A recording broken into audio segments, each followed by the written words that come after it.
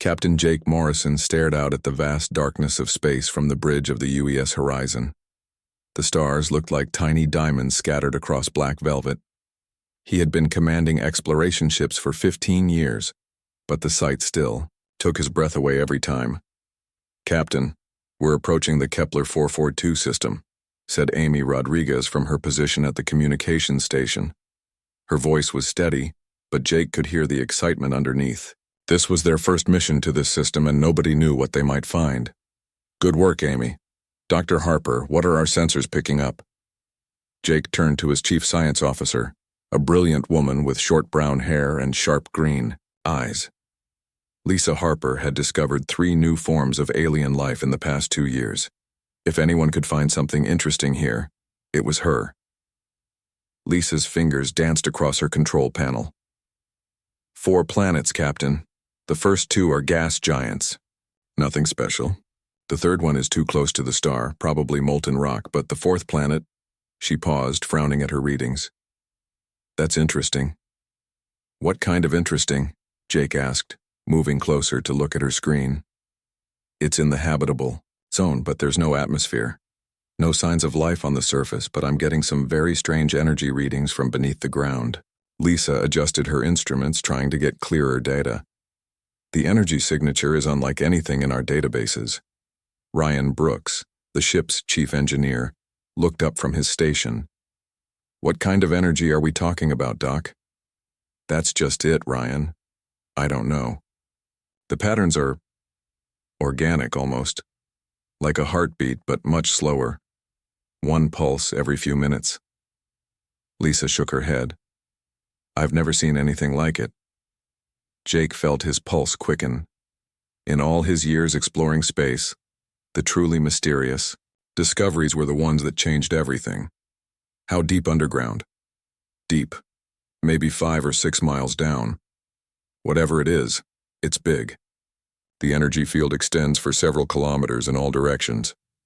Lisa looked up at him with excited eyes. "Captain, I think we need to investigate this." Jake nodded slowly. Standard protocol said they should report back to Earth Command first, but that would take weeks.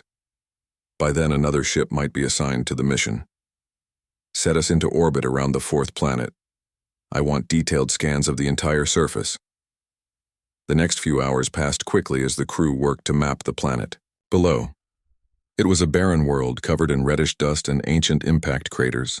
The atmosphere had been stripped away long ago, probably by solar winds when the planet was young. But deep beneath the surface, something was definitely alive. "Captain, you need to see this," Lisa called out suddenly. She had been analyzing the energy patterns for hours, and now her face was pale with excitement. "The pulses aren't random. There's a pattern almost like it's trying to communicate." Jake hurried over to her station. On the screen, he could see wave patterns that rose and fell in complex rhythms.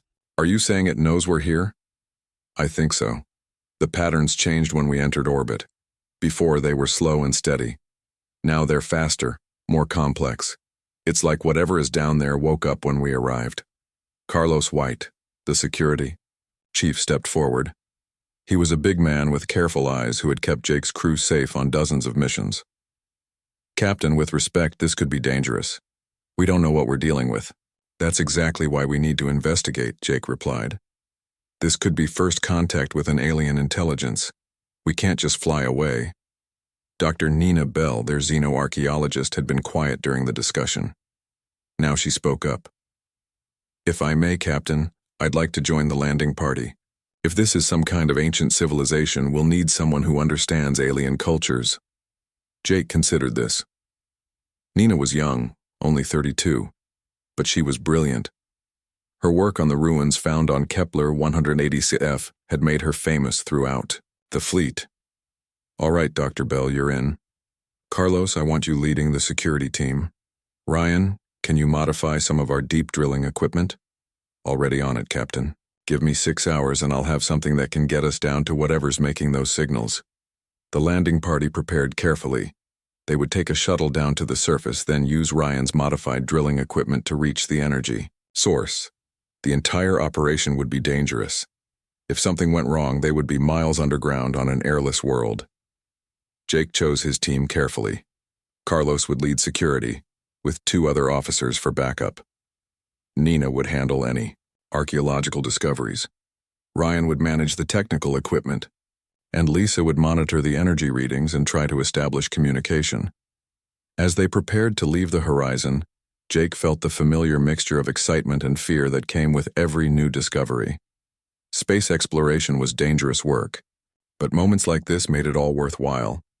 The shuttle ride to the surface was smooth. The planet's gravity was slightly less than Earth normal, making movement easier. They set up their drilling equipment at the point where the energy readings were strongest. "Starting the drill now," Ryan announced. "At this rate, it'll take about 4 hours to reach the source." The hours passed slowly. The team took turns, monitoring the equipment and checking their life support systems. The energy pulses grew stronger as they drilled deeper, and Lisa reported that the patterns were becoming more complex. "It's definitely responding to us," she said. "The closer we get, the more active it becomes." Finally, Ryan's drill broke through, into empty space. "We've hit a cavity, Captain. Something big." Jake peered down into the hole they had created.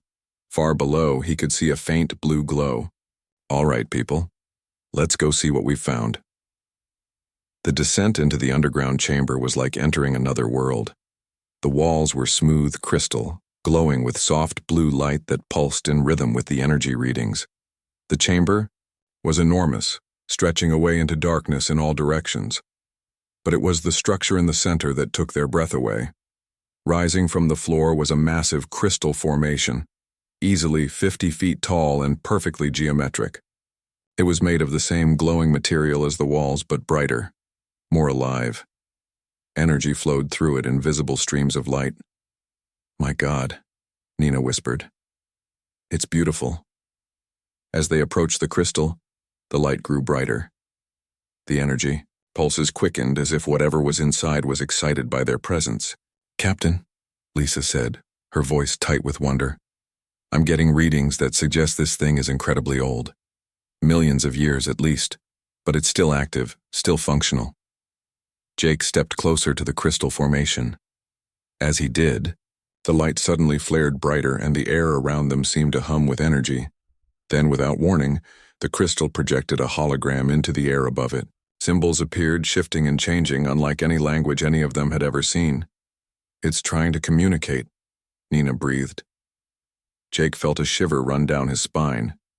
They had found something incredible, something that would change humanity's understanding of the universe forever.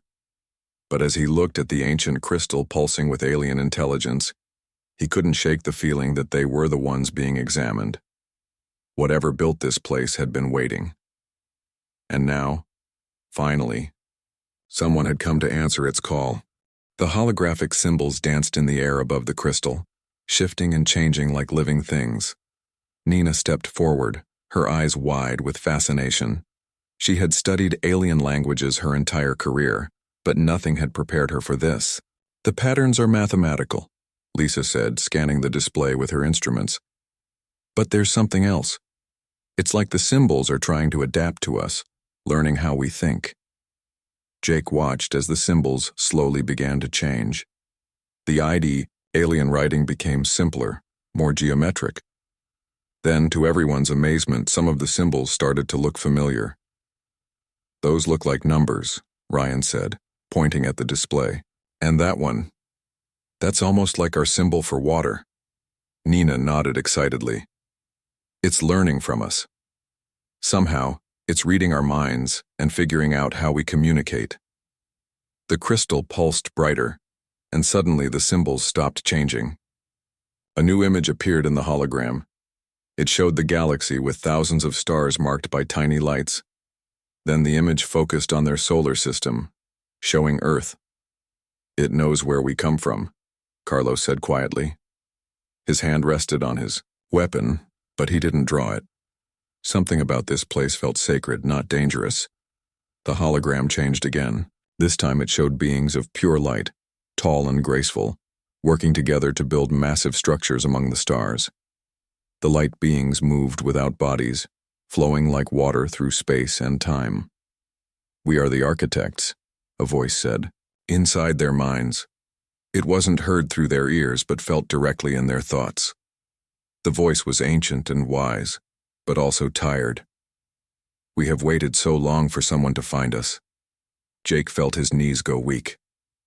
This was it. First contact with an alien intelligence. He tried to speak, but his voice caught in his throat. "You are not what we expected," the voice continued.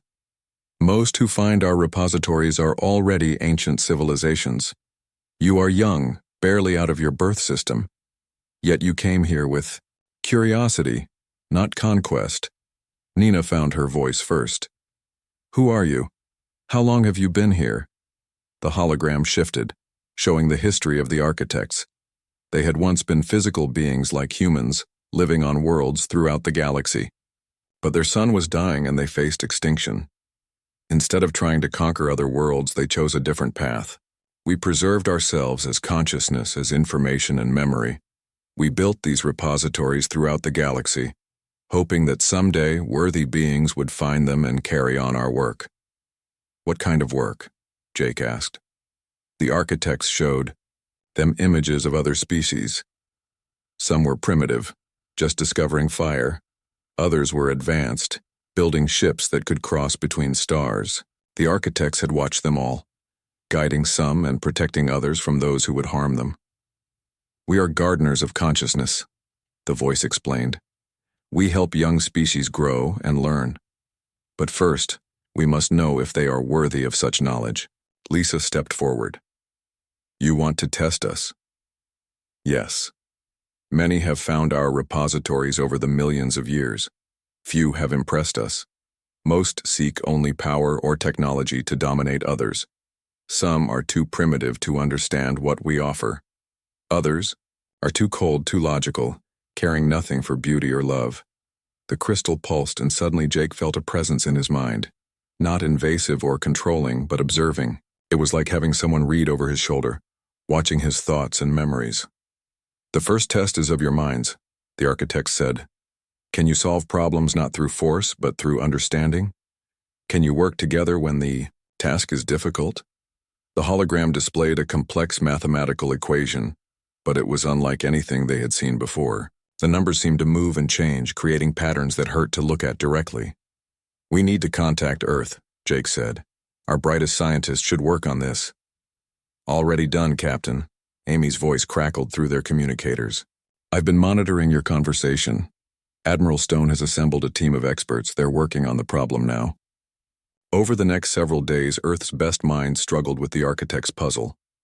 Dr. Alex Turner, a physicist from MIT, worked with Dr. Grace Kim, a mathematician from Tokyo University. They were joined by dozens of other experts, all trying to understand the shifting equations. The breakthrough came when Dr. Kim realized that the numbers weren't just mathematical. They represented relationships between conscious beings, the way thoughts and emotions connected across space and time. "It's not just math," she explained to the team. "It's philosophy and mathematics combined. The equation describes how consciousness can exist without physical form." Working together, the human scientists solved the puzzle. The architects were pleased but not surprised. "Your minds are flexible," they said. "You can think in new ways when needed. This is good. But intelligence alone is not enough." The second test was harder. The architects presented moral problems with no clear right answers. A space station was failing, and there were only enough escape pods for half the people aboard. Who should be saved? A planet was being destroyed by a natural disaster, but saving it would require sacrificing a smaller world with fewer people. What was the right choice? Back on Earth, philosophers and ethicists debated these questions. Dr. Samuel Reed argued that every life had equal value. Dr. Maria Santos said that sometimes sacrifice was necessary for the greater good. The debates went on for weeks, but the architects weren't looking for perfect answers. They were watching how humans approached these problems. Did they consider all viewpoints? Did they try to find solutions that saved everyone, even when it seemed impossible? Did they care about the suffering of others? You struggle with these questions, the architects observed. This is good. Species that find easy answers to moral problems usually give cruel answers. You try to save everyone even when it costs you dearly. Jake began to understand. You're not testing our knowledge, you're testing our character. Yes. We have seen species with great intelligence use it only to destroy. We have seen species with advanced technology use it only to conquer. Power without wisdom leads to extinction.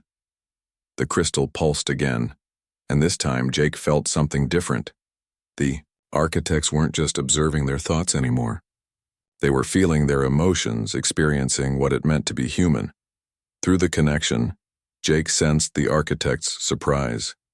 They had expected humans to be like other species they had tested, but humans were different. When faced with impossible choices, they didn't just accept defeat. They kept looking for better solutions. When they failed, they felt genuine grief for those they couldn't save. Curious, the architect said. Most species hide their emotions, thinking it makes them appear stronger. You show yours freely. Even now, Captain Morrison, you feel sorrow for people who exist only in our hypothetical problems. Jake realized it was true. Even though the moral tests weren't real situations, he had felt genuine pain thinking about the people who might die. Don't you feel emotions? He asked. We did long ago when we had physical forms, but we thought such feelings were weaknesses to be overcome. Now we see we may have been wrong. Your emotions make you try harder, care more, sacrifice for strangers. Third test began without warning. The architects didn't explain it or announce it. They simply watched as the human crew went about their daily work. They observed how Jake cared for his team's safety above his own glory. They saw how Lisa shared her discoveries freely, instead of keeping them secret. They watched Ryan work, extra hours to improve equipment for everyone, not just himself. Most importantly, they saw how the humans supported each other. When Carlos worried about his family back on Earth, the others comforted him. When Nina felt overwhelmed by the magnitude of their discovery, Jake reminded her that she belonged on the team. When Amy made a mistake that delayed communications, no one blamed her. Fascinating, the architect said.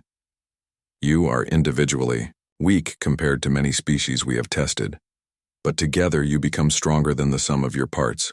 You lift each other up instead of competing to climb higher. Jake felt a growing sense that something big was coming. The architects had tested human intelligence, morality, and emotions, but he sensed there was one more test, and it would be the most important of all. The crystal grew brighter, and suddenly the chamber around them changed. The walls disappeared, replaced by vast images of space and time. Jake felt like he was floating among the stars, watching the history of the galaxy unfold before his eyes. Before we proceed to the final test, the architect said, you should understand who we were and what we have seen. The images showed the architects in their original forms, millions of years ago. They had been tall, graceful beings with silver skin and large eyes that sparkled with intelligence. Their world was beautiful, covered in crystal cities that caught and reflected the light of their dying sun. We were much like you once, the voice continued. We felt love, fear, hope, and sadness. We built families and communities. We explored the stars and wondered about our place in the universe. Jake watched as the architects discovered that their sun was growing unstable. They had perhaps 1,000 years before it would explode, destroying everything they had ever known. The images showed their desperate search for solutions. Some of us wanted to find new worlds to conquer, the architects explained. They said we should take what we needed from other species, that our survival justified any action. But others believed there was a better way. The images shifted to show great debates among the architect leaders. Some built massive warships, preparing to invade younger civilizations. Others worked on different projects, trying to preserve their consciousness and knowledge instead of their physical forms. In the end, we chose preservation over conquest. We built these repositories and uploaded our minds into them. Those who chose war died with their dying sun. We who chose wisdom lived on. Nina watched in wonder as the architects showed their first encounters with other species. Over millions of years, they had found hundreds of civilizations. The images showed the different alien races, each unique and beautiful in their own way. The Zephyrians were the first to find us, the architect said. The hologram showed a warlike species with red skin and fierce eyes. They had conquered 12 worlds by the time they discovered our repository on Altair 7. When we refused to give them our technology, they tried to take it by force. Jake saw the Zephyrians attack the crystal repository with powerful weapons, but the crystal simply absorbed their energy and used it to defend itself. The attackers were not hurt, but they could not damage the repository either. We offered them knowledge and wisdom instead of weapons. They laughed at us and left. Their empire fell apart within a century, destroyed by their own violence. The images showed other species. The Synthari were highly logical beings who viewed emotions as flaws to be corrected. They passed the intelligence tests easily, but failed. When the architects tested their capacity for empathy and love, they saw other beings as problems to be solved, not lives to be cherished, the architects explained. We gave them some knowledge, but not our greatest gifts. They still exist cold and alone among the stars. Then came the Malari, a species of peaceful traders who traveled between worlds selling art and stories. They were kind and gentle, but when tested, they proved too weak to make the hard choices that leadership sometimes required. They would have been wonderful students, the architect said sadly. But the galaxy can be a dangerous place. Leaders must sometimes be willing to fight to protect others. The Malari could not accept this responsibility. Lisa felt tears in her eyes as she watched species after species fail the tests.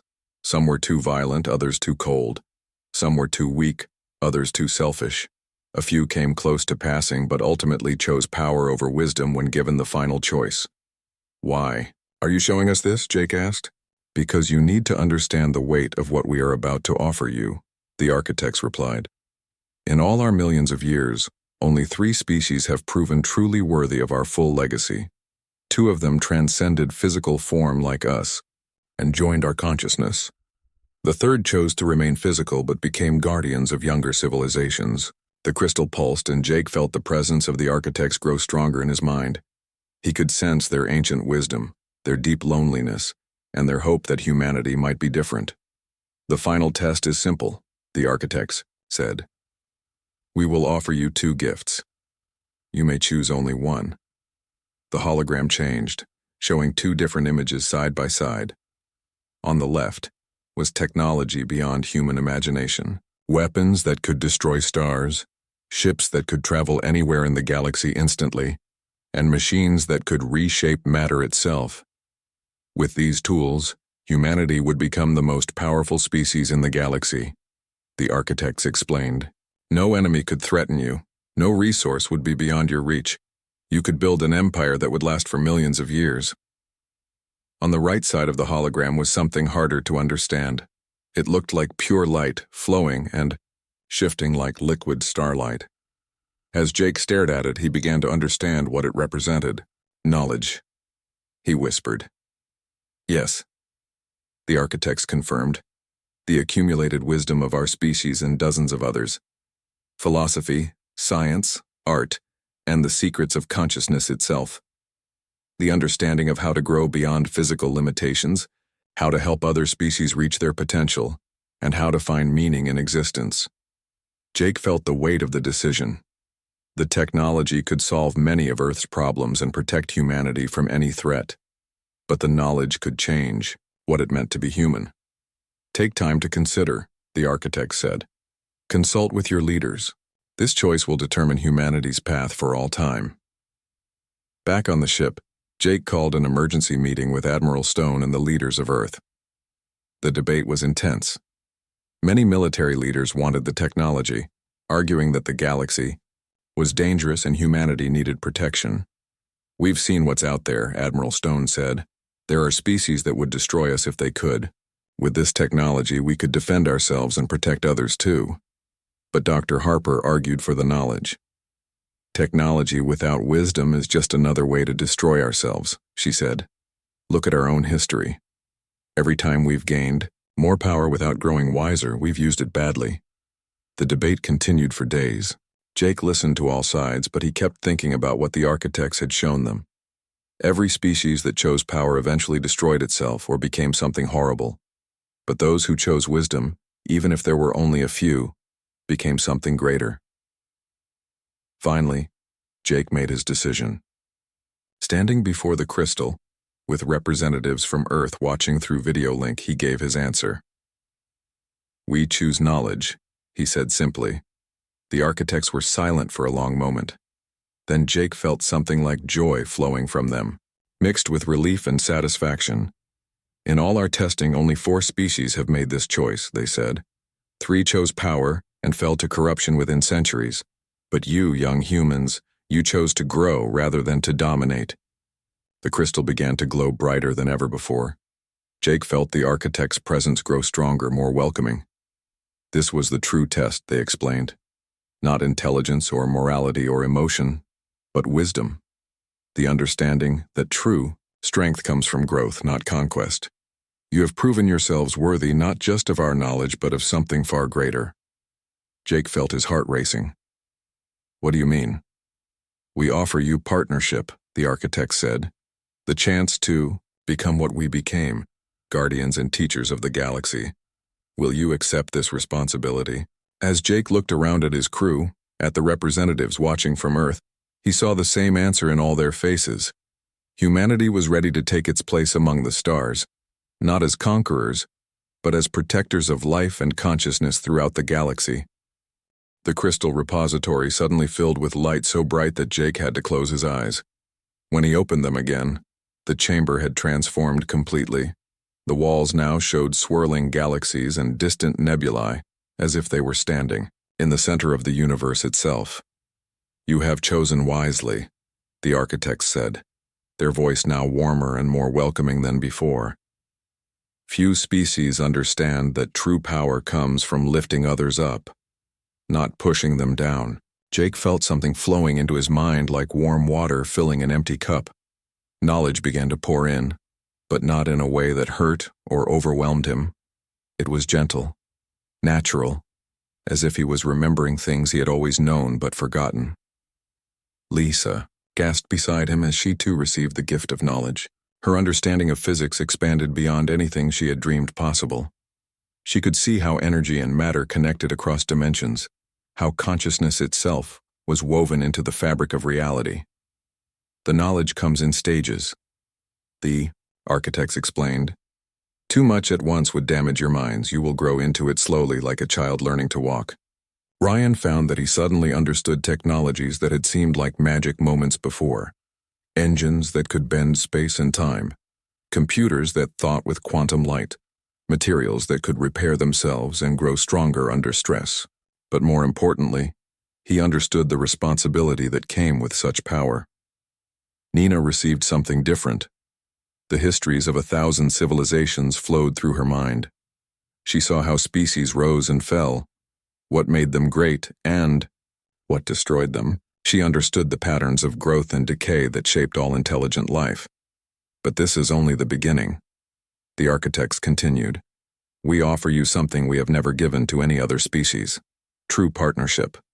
The light in the chamber shifted, and Jake saw images of what this partnership meant. Humans would become the new guardians of galactic civilization, but not as conquerors or rulers. They would be teachers, protectors, and guides for younger species just beginning their journey to the stars. "Why us?" Jake asked. "What makes humans different from all the others you tested?"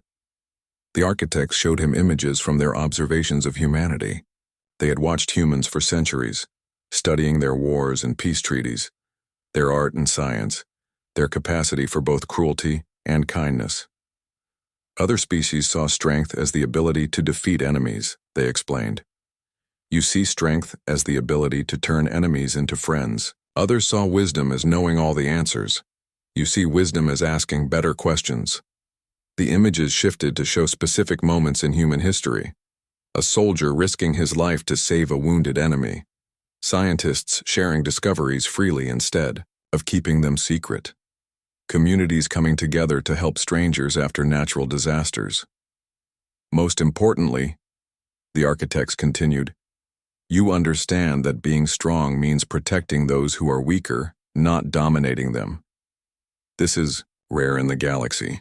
Jake felt the truth of those words. Throughout human history, the greatest heroes were not those who conquered the most territory, but those who used their strength to defend others. From small acts of everyday kindness to great sacrifices for strangers, humans had always been at their best when helping others.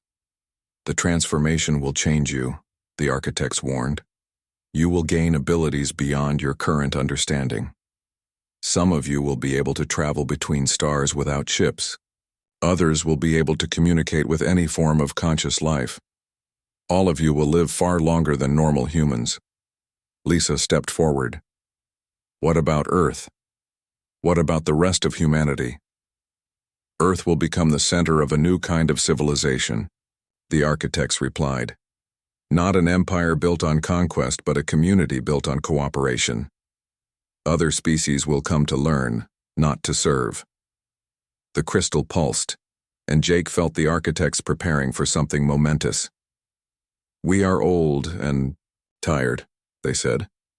For millions of years we have carried the burden of guiding younger species. It is time for us to rest and for you to take our place.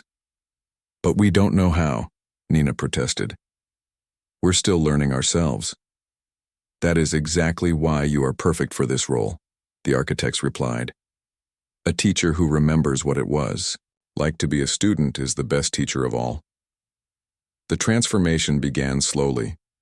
Jake felt his consciousness expanding, touching the minds of his crew, and then reaching further, to the ship in orbit, to Earth itself, and beyond to the stars. He could sense other intelligent species throughout the galaxy, some just discovering fire, others building their first spaceships. Lisa found that she could see the connections between all living things, the invisible threads that linked every conscious being in the universe. She understood now why the architects called themselves gardeners. Life and consciousness were like plants that needed careful tending to grow properly. Ryan gained the ability to understand and repair any technology, no matter how advanced or alien. But more than that, he could sense the intentions behind each creation, whether it was built to help or to harm. Nina became something like a living library of galactic history. She could access the experiences and memories of thousands of species, understanding their cultures and guiding others to learn from both their successes and failures. Carlos discovered that his protective instincts had expanded beyond his immediate crew to encompass all intelligent life. He could sense threats to peace and stability from across the galaxy and knew how to prevent conflicts before they started.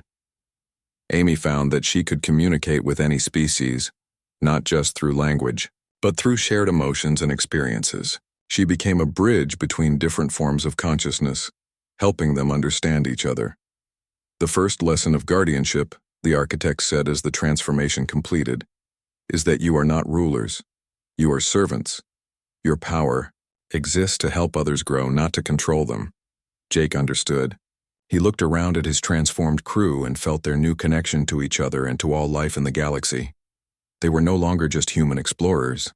They had become something new, something that could guide other species toward their own growth and enlightenment. Over the following months, humanity established the Galactic Preservation Council, with Earth as its headquarters.